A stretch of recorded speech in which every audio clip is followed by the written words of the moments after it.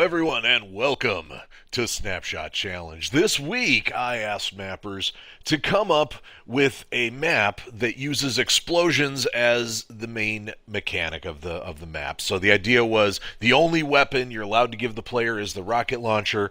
The only piece of equipment you can give the player is grenades, and everything else goes apart from the usual usual guidelines of 3 modules or less, 10 minutes or less playtime, and of course to tag that with SS3 so I can find it, as I'm about to demonstrate right now as I plug in those magic characters SS3 and we do our search, and we see we have 5 maps on the list right now. So I do happen to know, by the way, that this map here, Addendum, actually will tie me directly into this map here, Burst Splosion Baller.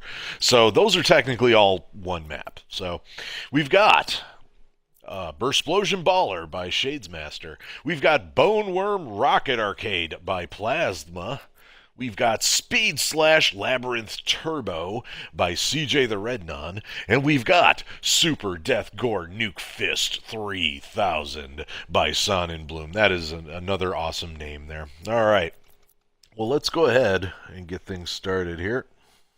The first map to meet the challenge was Burst Splosion Baller by Shadesmaster. Now, what was really cool about this one, first off, I mean, just explosions all over the place, and it was really cool for that, but what was really neat here is that Shadesmaster added some custom mechanics here where, you know, not every enemy could be eliminated with the explosions. Certain enemies, for example, would be immune, and in order to make them vulnerable to the explosions, you had to push these sort of tablets to make them vulnerable. So it added this extra layer of challenge on top of everything else. And of course, in addition to your own explosions kind of being dangerous for you there was an added layer of danger because there's just all this toxic goop all over the place, and he just does a great job making, you know, the environments extra dangerous as well. So, you know, it really does make things very dangerous when your mobility is limited, so you have to be very, very careful about how you're using your explosions. But it's a whole lot of fun just ripping and tearing through this one, and there's a lot of custom mechanics in play here as well, including some custom pickups that you need in order to refill your ammo, and it refills your health and all kinds of other fun stuff here. I had a lot of great fun with this one. First off, not only did it have, you know, just that same classic Shadesmaster presentation where he does a really great job modifying existing modules, but it also had some extra little just flair and story touches here and there just to kind of make things fun. And what's really interesting is that we're starting to see a tradition here where Shadesmaster is actually chaining all of his Snapshot Challenge maps together into sort of a single story. So this is becoming a campaign, which in and of itself is becoming very interesting. All in all, I had a ton of fun with this one. I can highly recommend it. You know, I mean, the only thing I really sort of dinged it on was that since there's no consequence for death, it's really there's a little less tension that you would think there would be with a map where, you know, the whole goal is, you know, you have all these explosions going on. But, you know, again, just a ton of fun. Highly recommend it. You should definitely check this one out. That's Burst Splosion Baller by Shadesmaster. You can find it with map ID Q8AKX426, or of course use that custom tag SS3. Drakaya came at us with a last-minute entry, something called an Explosive Existence. It's a work-in-progress map that he's working on, and we got basically what ended up here was just a bit of a sneak peek of something he's working on. It was a lot of fun. It was a very story-driven experience. The whole general idea is that the player lives in a world where basically everything happens via the medium of explosion. You know, you go to watch TV, the TV explodes. You go to take a bath, the water explodes, and everything is treated as if it's normal. You know, instead of keys, for example, you have to use a rocket launcher to open doors. It was very, very funny, and I'm very much looking forward to the full experience, but I just wanted to give it a quick shout out and thank Drakaya for letting us take a quick look at that. I was very amused, especially by the meticulous detail that was put into making all the little custom geo settings and whatnot. I could definitely see why this one maybe didn't get finished in time, because it looks like you put a lot of care into that, and I'm really looking forward to seeing the full experience. I imagine it's going to be a laugh a minute, but that's an Explosive Existence by Drakaya. Keep an eye open for that when it comes out. The next mapper to answer the call was Plasma with Bone Worm Rocket Arcade. And holy cow, talk about going above and beyond with this premise. It was absolutely amazing. So the basic premise we've got here is that there's this creature called the bone worm, which is made entirely out of like props and geo, and you have to shoot it with a rocket, but the bone worm's only vulnerable during certain periods of time when you've reached like what's called a frenzy mode. Now, getting to that frenzy mode is not easy. You have to stay airborne using rocket-propelled jumps. Basically, use like sort of a rocket jump principle from Quake, and it's a thing that's a little tough to get used to. And once you get used to it, though, it's really, really cool, and you really start to see the true challenge that's going on here. Now, like most of Plasma's work, it is not for the faint of heart. It's got a higher difficulty level. There's certainly a learning curve involved, and I really think I respect it a lot for that. I mean, it's just that, you know, you can get used to the mechanics, but you really just have to practice them. You know, this is a map that definitely invites you to play it multiple times, and I can legitimately say that I'm going to be certainly doing that, because I didn't learn a lot of the map's secrets until near the end of my initial play. So, you know, this is a map with a lot of replay value. It's got a really great scoring system. You know, it's a high level of challenge here. You're certainly not going to master it on the first try. You know, but and you know, the mechanic itself requiring you to stay airborne while you're doing your damage, it really does add this extra layer of challenge, on top of which the mob selection is just brutal. You know, like, you've got Keiko demons mostly to deal with, but then also Lost Souls are popping up, which, you know, again, since you're trying to keep your focus on, you know, creating the explosions that keep you airborne so you don't lose your combo, I mean, there's just a lot to love about this one. I highly, highly recommend that if you are looking for a new and difficult challenge that is just a bit offbeat, you need to check this one out. Absolutely. I'm certainly looking forward to doing another official review of this one. You know, I was absolutely blown away by this. This is Bone Worm Rocket Arcade. It looks great. It plays better. It's fantastic. It's by Plasma, a name that is quickly becoming synonymous with awesome gameplay. And that map ID is PPGU BK2Q, or again, you can find it with that custom tag SS3. Our next submission comes to us from CJ the Rednon, and it's called Speed Splash Labyrinth Turbo. Boy, that's a mouthful. I had to take my time with that one, but here's the thing. I really wanted to make sure I concentrate on that one because I was genuinely impressed with what was done here. For starters, this is a maze-based experience, and I know, you know, I mean, personally, I would roll my eyes at such a thing, but this was done really well. I can see why it was made a labyrinth, because first of all, those tight spaces both help and hinder the explosion mechanic. You know, you can bounce grenades around corners, and you can use splash damage to do damage to the enemies. On top of it all, though, if you're not careful, you can also get yourself caught in the crossfire as well.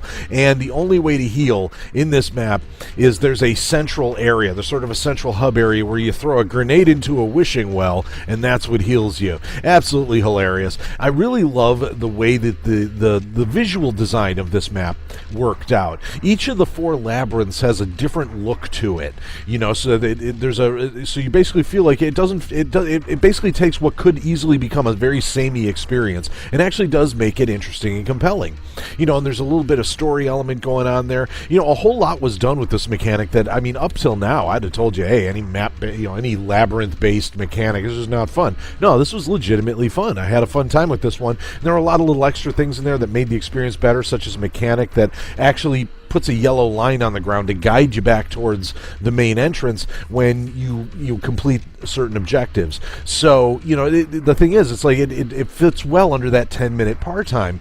You know, you can actually complete this map in under 10 minutes, you know, which is, again, very unusual for a map-based experience, or a labyrinth-based experience, I should say. You know, other than that, you know, there was some great little humor elements in there. You know, it just looked great. It was a lot of fun to play. It was super challenging, and again, the way that the labyrinth works out as part of that explosion mechanic, you know, it makes it both dangerous and fun to use the explosions. So that's pretty awesome. I say check it out. It's Speed Splash Labyrinth Turbo by CJ the Rednon. That map ID is 53BUSKBF, or you can use custom tag SS3. And last but certainly not least is Super Death Gore Nuke Fist 3000 by Sonnenbloom. Looks like CJ and Sonnenbloom had a little competition to see who could come up with the longest name for their map this time. In any case, Sonnenbloom delivered another experience that was very similar to the experience he delivered for the Infinite Chainsaw BFG Challenge, which was our first one. And it was very interesting here. You know, there's a lot of custom mechanics going on, like with the first one. One of the main ones, for example, is that all your punches cause explosion damage. So basically, every time a demon gets hurt, it starts exploding, and things just go super nuts all over the place. And but he also created these other systems, like you have one punch that will actually cause things across the room to explode, and you've got another attack where you just sort of springboard super high up into the air, and then you nuke the ground, and it just everything is super explosive. And I know when I was playing on console, everything would get just super kind of frozen up while it was happening. It was super crazy, but it created some other neat opportunities as well. And, it was a fun experience here. I mean, here's the thing. It's one of those situations where it can get a little repetitive if you're not really sure where the danger is coming from on this one. But, I mean, all in all, just from visual presentation alone, it was absolutely hilarious. And it had some fun story elements in it as well. You're the master of a dojo that specializes in an explosive style of martial arts. It's pretty interesting. So I was having fun with that. I was, of course, having fun blowing everything up, and then one of my little favorite things there was trying to time it so that I would do like the big nuke and then come down and do a cool taunt, and it was fun for that as well. So this is one of those maps where the basic premise is fun, but then you also have all these opportunities to make your own fun as well. So, and of course a wonderful presentation besides using some cool, simple yet functional custom geo. So definitely worth checking out. Go ahead and you're going to want to click your search and then put in XDSWHQTW to find Super Death Gore Nuke Fist 3000 by Sonnenbloom, or you could just do it the easy way and put in that custom tag SS3. So let's go through real quick. I would love to say thank you to Drakaya, who already unpublished his map, but I'll just go ahead and say it. Thank you, Drakaya. Thank you, Shades Master. Thank you, Plasma. Thank you, CJ the Red Non, and thank you, Sonnenbloom, for participating in Snapshot Challenge 3. I had a lot of fun with these maps. I had a lot of fun with the explosions and all that fun stuff, and I was really, really crazy about it. So, thank you so much for your participation. Now, I'm going to start this week. We're going to start doing things a little bit differently here. So, as you know, first of all, I publish my Snapshot Challenge. I'm going to start publishing the Snapshot Challenge highlights reel on Saturdays rather than Fridays to give myself time to edit it and make it look nice and error correct and all that fun stuff, with Snap Map Top 5 being bumped to Sundays. So what I'm going to start doing, though, is I'm going to start giving the next challenge during this broadcast. I'm going to go ahead and give that challenge right now. So let's have a discussion about Snapshot Challenge 4. All right, so Snapshot Challenge 4, the idea I had here, I was thinking, so far all of the Snapshot challenges that we do are focused on gameplay mechanics, they're all sort of focused on gameplay mechanics, and I was like, that's fun. I mean, it's definitely like one of the ways I like to challenge people, but I don't feel like that's the only way we can challenge people. So for example, I'm thinking this week, let's take it a little easy. Let's open up the floor to whatever sort of gameplay you want to do, but you're limited to a theme. All right, so Snapshot Challenge 4, rather than being gameplay based, it's going to be theme based. All right, so Snapshot Challenge 4, your challenge, if you choose to accept it, is to come up with a map with the theme of the 4 elements. That's earth, air, fire, water. All right.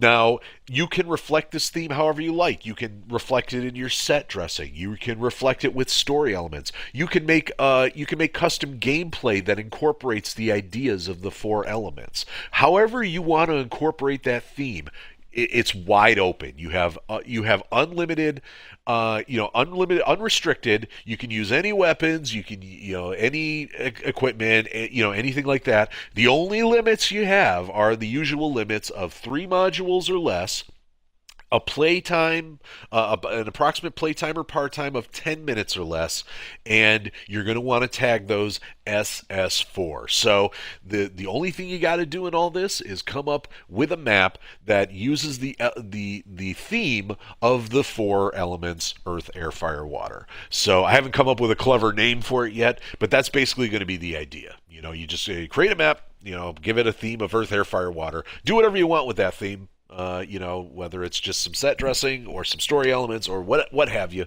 make some custom gameplay. However you want to do it, just make sure, again, you want a playtime of 10 minutes, roughly 10 minutes or less. You can use 3 modules or less. Custom Geo is, of course, okay. And you are going to tag it with SS4. So, any questions?